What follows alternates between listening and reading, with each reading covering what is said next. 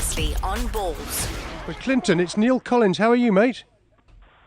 Neil, I'm good, thanks. You're on a bus, is that right? Yeah, sure. Yeah, Yes. I've got. I tell you, I've got next to me. I've got a man called Paul Mitchell, from Sure. the MD of Sea of Women's Sports Group. He's sitting right next to me. So, a lot of what we talk about now will go sideways to Paul as well. Morning, coach. No problem. Sure. Good morning, Paul. How are you doing? I'm all right, my man. How are you? Right, Good, thanks. Good. Clinton. Some of the best television that I've seen in recent times, certainly the best parting gestures was your speech at half-time to the referee and your game over the weekend. And I think an awful lot of us that know football sympathised with you. A lot of fans saying that you know it's out of order. It's not. You are allowed to have your say, in my view. I thought it was a strange old decision, the straight red card. I know that you faced disciplinary action. What I want to talk to you about, Clinton, today is the frustration of being what you call a middle-ranking. I know Celtic are a big side, but not being amongst the giants in this country. In every country, the same for Wigan, I'm sure, in England, who play in the Charity Shield this weekend. If you're a mid-ranking side, you feel like decisions against the big side don't quite go for you. Can you kind of dig into that, help us dig into that, Clint, without getting yourself into any more trouble? No, basically, all we're basically looking for is a bit of consistency. I think we've been singing the same old tune season after season, you know. And I think the general feeling out there is that the level and standard of our refereeing is not improving. And, and that's all we want to see. You know, we want to go out there and have level playing fields to play on and just compete. And we don't feel that's happening at the moment. Yeah, no. It's so difficult to discuss this without kind of pushing you into... As you came off the park, let me tell people what was said on Disky. The cameras caught it. It's Sure. all in the public. It's in the public realm. I don't want to get you into trouble because I'm with you on this, Clint. Believe me, and we'll Sure. bring Paul in. But actually, Paul, just tell us your view on South African refereeing, having spent time in England and in Europe and in South Africa. Any particular view? No, I agree with coach. I mean, it's disappointing some of the standard of some of the refereeing. Not all. Let's be honest. There are some very good referees, but I think there's been some disappointing decisions. And I think one of the biggest things for me is how many times you see a linesman in South Africa give a foul or give a decision that should be the decision of the referee. That happens all the time, and I think that's one area that needs to be looked at. But I think what coach is saying there, and he's quite right, he's just looking for consistency and fairness. And I think really, you know, that's the area that needs to be tightened up. Emotions, you know, running high in games and high-profile games like that at the weekend. But I think what coach said, where he was quite right, and I just think it's an area that needs to be tightened up, Neil. Yeah, it does. As Clinton came off, I'm saying this you don't need to repeat it, Clinton. As you came off, you questioned the straight red card that was handed to your team, Bloemfontein Celtic, during the Sundowns game, turned the game around quite a lot. And you questioned that red card quite strongly and said that sometimes in this country you have to question, when you're playing the big sides, Chiefs, Pirates and Sundowns, question whether the referee, not that he's bent, but that they tend to favour the big club. Like it was with Liverpool in the 80s, we were saying earlier, weren't we, Paul? Man United only conceded their first penalty in the PSL last year, in the EPL last year, the Barclays League. When they'd won the title and Sir Alex Ferguson had retired, they finally gave a penalty last season at Man United, against Man United. This kind of thing happens not just in South Africa, guys. Don't all think that Clint is picking on Chiefs and Pirates. The big clubs do tend to get favoured by the referees. Graham Poll has always been considered a Man United, secret signing, but I don't think he's bent. Clint, I think that the problem in this country is referees are too easily influenced by crowds. Celtic have quite good crowds, so that does help you, and also by the weight of the opposition. Is that how you feel every season, at the start of every season? Yeah, I wouldn't like to say it's favoritism in any way, but I just think that certain officials cannot handle high-profile games. You know, the pressure is just too much for them. Brilliant, yeah. This is where we start to see, these type of poor decisions being made. Another inconsistency, in my opinion, would be the communication of the earpieces. You know, one game you see it and one game you don't, and that is supposed to improve the game, you know. And in our game against Sundowns, there was no communication between the linesman and the referee. So, if there's consistency, they need to have that type of equipment every single game. So, like I said, I think enough's been said on it, and I just hope that something is done to improve the situation. Okay, Clint, tell Paul Mitchell where you're going to finish this season, mate, with your Celtic, with all these big signings and a lot of money being spent, particularly at Sundowns and Aces. Tell Paul Mitchell, don't tell me, tell him where you're going to finish this season.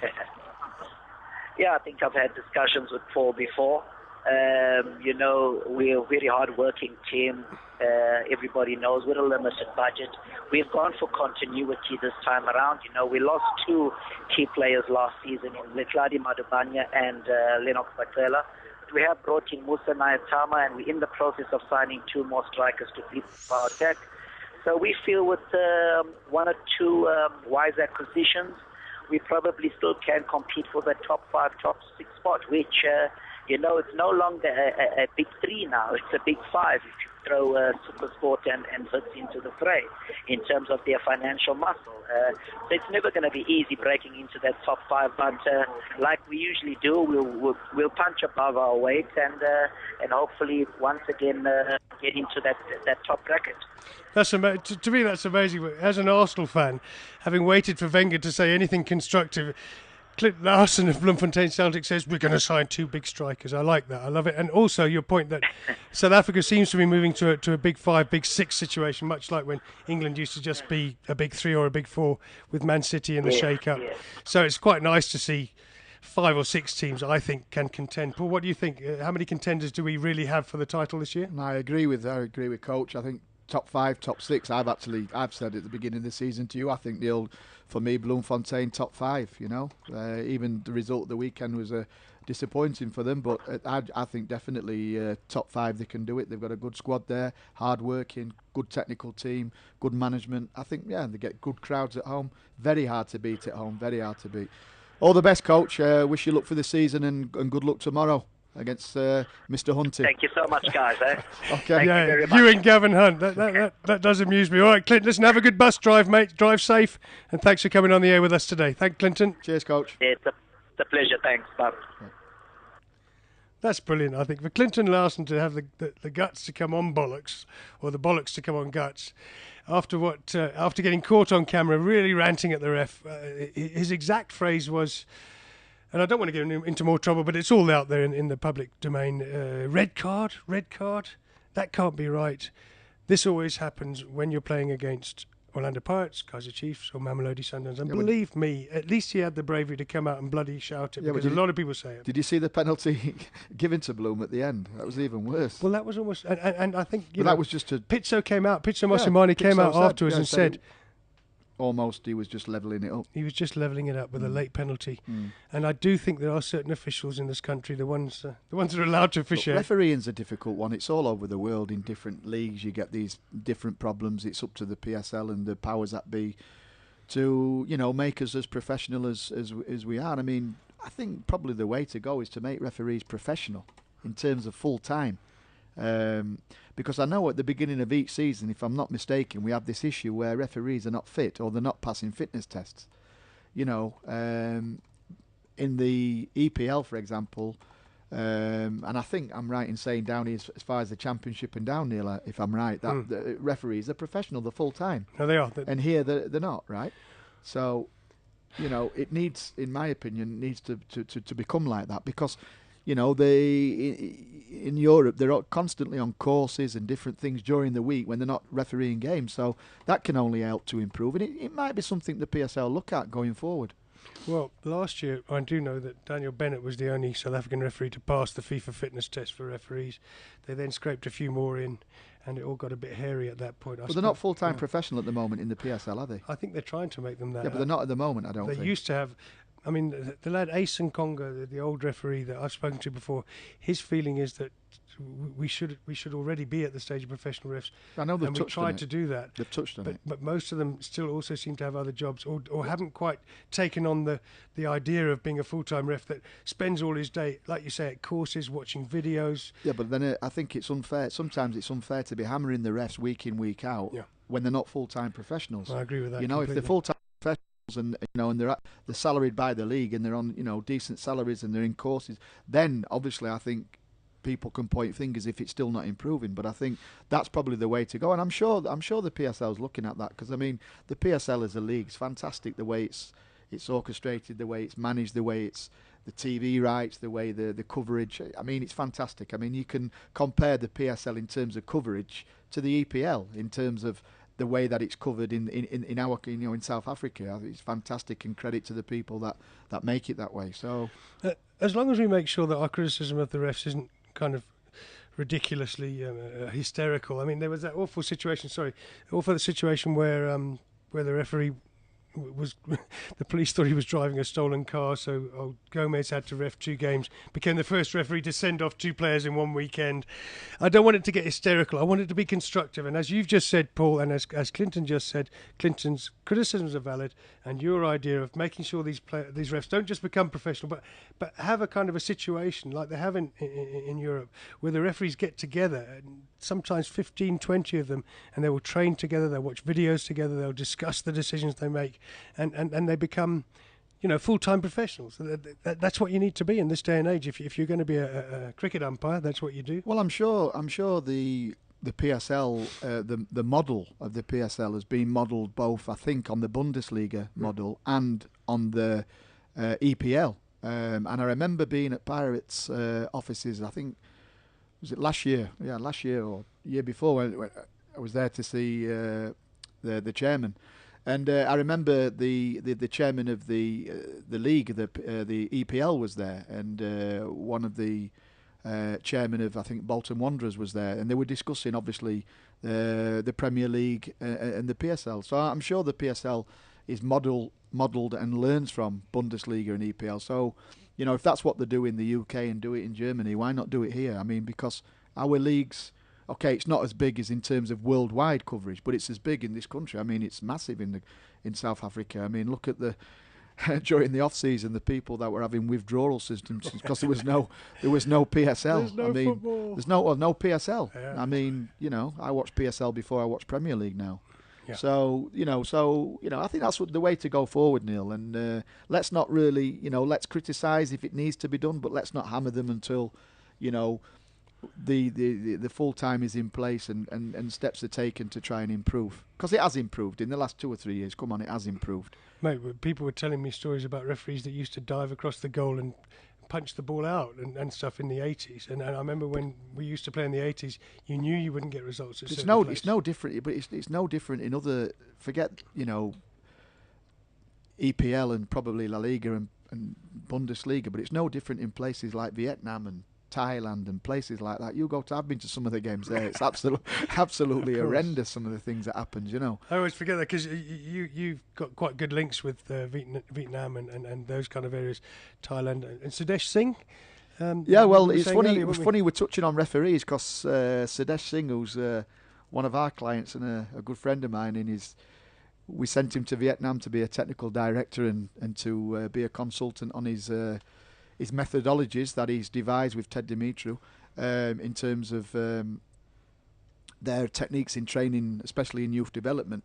He went out there as technical director and eventually became first team coach for Ho Chi Minh City, and they got to the playoffs, and in their second to last playoff game they got beat 1-0 on an absolute horrendous offside decision, and it was blatantly a wrong decision. I think the game stopped for 15 minutes. It was that bad.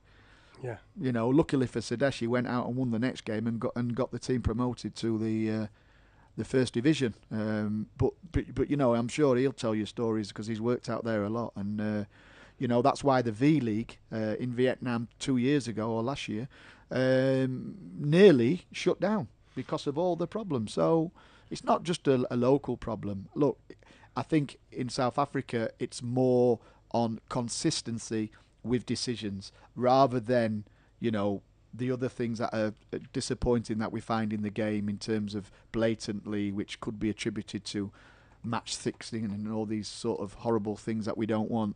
Yeah.